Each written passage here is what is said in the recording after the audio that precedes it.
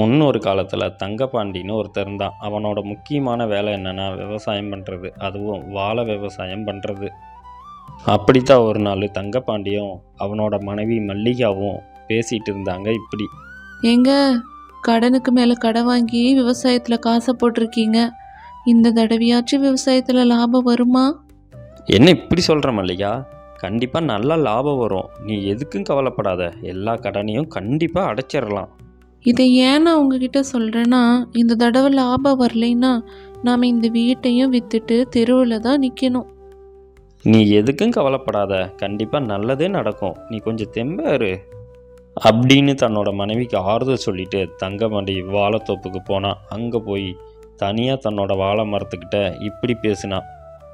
ஏய் வாழை மரமே, நீ ஈன்றும் மொட்டுக்காக நான் காத்து கிடக்கிறேன். சனி மூலையில் மொட்டு விடுவாயா, இல்லை குபேர மூலையில் மொட்டு விடுவாயா என்ற எண்ணம் என் மனதில் ஓடிக்கொண்டே உள்ளது. என் நம்பிக்கையே நீதான். என் மனைவியிடம் நான் பதில் சொல்லிவிட்டேன். ஆனால் எனக்கு பதில் நீ ஈன்றும் வாழை மொட்டில்தான் உள்ளது. நீ எப்போது மொட்டு ஈன்றுவாய்? இப்படி தனியாக வாழை மரத்தோட பேசிட்டு அங்கேருந்து கிளம்பி வந்தான். அன்னைக்கு இரவே நல்ல காற்று மழை அடிக்க ஆரம்பிச்சுது. தங்கப்பாண்டியோ மனசுக்குள்ள, இறைவா, இவ்வளவு காற்று மழை வீசுது, என்னோட வாழை எப்படி இருக்க போகுதோ எனக்கு தெரியல. எல்லா வாழையும் சாயாமல் இருக்கணும் இறைவா. இப்படி கடவுளை வேண்டிட்டு தங்கப்பாண்டி தூங்க ஆரம்பித்தான். ஆனால் அவனுக்கு தூக்கமே வரல.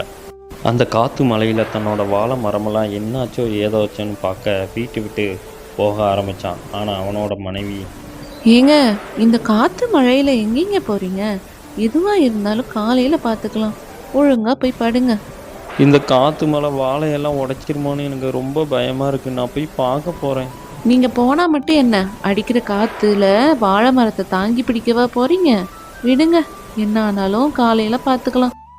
இப்படி மனைவி வற்புறுத்தி சொல்ல தங்கப்பாண்டி வீட்டிலேயே இருந்தான். அடுத்த நாள் விடிய ஆரம்பிக்க வேகமாக என்னாச்சோ ஏதாச்சுன்ட்டு தன்னோட வாழை தோட்டத்தை பார்க்க போனான். அங்கே போய் பார்த்தா எந்த வாழை மரத்துக்கும் எதுவும் ஆகலை. அவனுக்கு ரொம்ப சந்தோஷமாக இருந்துச்சு. அவனோட வாழையும் மொட்டு இனி இருந்துச்சு. அவன் எதிர்பார்த்த மாதிரி பெரிய மொட்டாக இருக்க அவனோ மனசுக்குள்ள, என்னோட உழைப்புக்கு உரிய பலன் கிடைச்சிருச்சு. என்னோட கஷ்டமெல்லாம் தீரப்போகுது. என்னோட கடனை நான் அடைச்சிருவேன் அப்படி பேசிட்டு அதே சந்தோஷத்தோட வாழை வெட்டும் வியாபாரியை பார்க்க போனான். அண்ணன் முத்தையாண்ண, என்னோட வாழைத்துக்குள்ளே வாழை நல்லா ஈனி இருக்குண்ணே. மொட்டு பெருசு பெருசாக இருக்குது. நீங்கள் தான் எப்படியாவது வெட்டி வியாபாரம் பண்ணி தரணும். இப்போவே சொல்லிட்டேன். தாறு முத்துன உடனே வெட்டிட்டு போங்க. நல்ல விலைக்கு விற்று கொடுங்கண்ணே. உங்களைத்தான் நம்பியிருக்கேன். தம்பி தங்கப்பாண்டி, நீ எதுக்கும் கவலைப்படாத. நான் எல்லாத்தையும் பார்த்துக்கிறேன். நீ வேற வியாபாரி யாருக்கிட்டையும் சொல்லாத. நான் எல்லாத்தையும் வெட்டிக்கிறேன். ஆனால் இந்த ஊரில் உங்களை விட்டால் யார் இருக்கா வியாபாரம் செய்ய? நீங்கள் மட்டும்தான் எனக்கு தெரியும். வேறு யாருக்கிட்டையும் நான் சொல்ல மாட்டேனே அப்படி சொல்லிட்டு தங்கப்பாண்டி அங்கேருந்து கிளம்பி போனான். சில நாட்கள் போக வாழைத்தாரும் அறுவடைக்கு தயாராக இருந்துச்சு. இதுதான் சரியான நேரம். முத்தையா அண்ணங்கிட்ட சொல்ல வேண்டியது தான் அப்படின்னு சொல்லிட்டு முத்தையாவை பார்க்க போனான் தங்கப்பாண்டி. முத்தையாவை சந்திச்சான். ஆனால் தார் வெட்ட சரியான நேரம் வந்துருச்சு. எல்லா தாரும் முத்திருச்சுண்ணே. நீங்கள் நாளைக்கு வந்தால் வெட்டிக்கலாம். எனக்கு காசு தேவைப்படுதுண்ணே. அப்படியா தம்பி? 4 நாள் போகட்டும். நான் வந்து எல்லா தாரையும் வெட்டிக்கிட்டு வரேன்.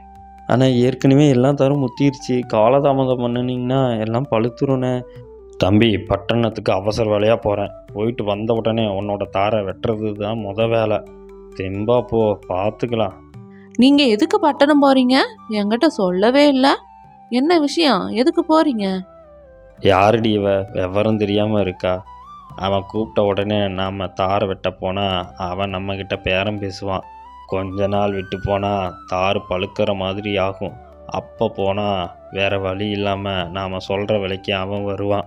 இதெல்லாம் உனக்கு தெரியாது. இது இல்லைன்னா ஊரில் பிழைக்க முடியுமா? போய் வேலையப்பாரு. 1 வாரம் ஆக ஆரம்பிக்க வாழைத்தார் எல்லாம் மரத்துலேயே பழுக்க ஆரம்பிக்க, ஏங்க, வேற வியாபாரியை பார்க்க வேண்டியது தானே? எதுக்கு அவரையே பார்த்துட்டு இருக்கீங்க? எல்லாம் பழுத்து அழுகி போயிடும் போல. நீ சும்மா இரு. அவருக்கு வாக்கு கொடுத்தாச்சுல, அவர் வருவார். 2 நாள் காத்திருப்பான். இப்போ என்ன? இன்னும் 2 நாள் காத்துருங்க. எல்லாம் மரத்துலேயே அழுக போகுது. இப்படி பேசிட்டு இருக்க முத்தையா அங்கே வந்தான்.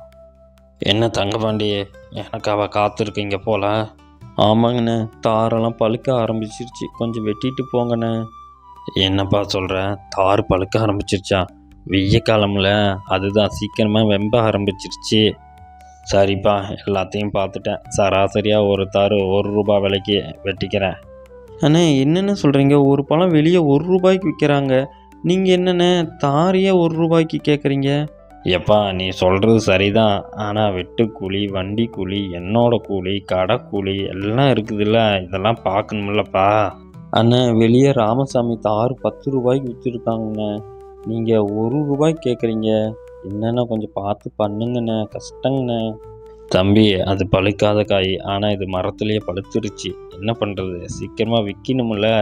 வேணுமுன்னா நீ வேற வியாபாரியை பார்த்துக்க. இனிமேல் எங்கே வேற வியாபாரிக்கிட்ட போகிறது? நீங்களே வெட்டிக்கிங்க. அவ்வளோதான், எல்லாம் முடிஞ்சுது. கொடுக்குற காசை கொடுங்க. இப்படி வேற வழி இல்லாமல் தங்கபாண்டி வியாபாரம் பேச முத்தையாவோ மனசுக்குள்ள, இன்னைக்கு எனக்கு ஒரு முரட்டு வியாபாரம். ஒரே நாளில் எல்லா தாரையும் வெட்ட வேண்டியதான். நான் பட்டணத்தில் போய் ₹10 தார் விற்பேன். ₹9 எனக்கு லாபம். இது மாதிரி ஏழை ஏமாந்த விவசாயி இருக்கிற வரைக்கும் எனக்கு லாபம்தான் அப்படின்னு சொல்லிட்டு எல்லா தாரையும் வெட்டி மாட்டு வண்டியில் ஏற்றிக்கிட்டு போனான். வழக்கத்துக்கு மாறா அதிகமாக பாறை ஏற்றுனதுனால மாட்டு வண்டி கவிழ்ந்தது. அவனோட காலும் உடஞ்சிது. தங்கபாண்டி வியாபாரி கொடுத்த வாக்குக்காக காத்து இருந்தது. சரியா தவறான கமெண்ட் பண்ணுங்கள். வீடியோ பிடிச்சிருந்தா லைக் அண்ட் ஷேர் பண்ணிவிட்டு சேனலை சப்ஸ்கிரைப் பண்ணுங்கள். Thank you friends.